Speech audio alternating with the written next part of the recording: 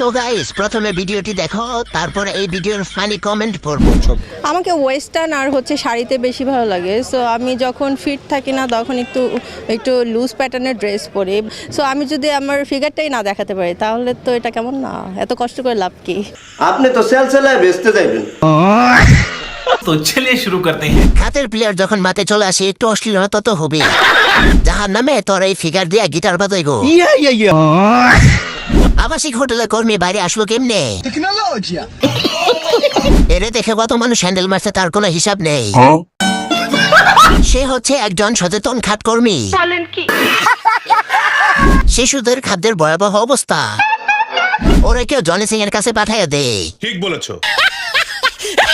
এইটুকু কাপড় পরা কি দরকার ছিল, পুরোটা খুলে আসতা। নিজের যত্ন নিলে হবে না, বড় বড় মনগুলোর যত্ন নিতে হবে।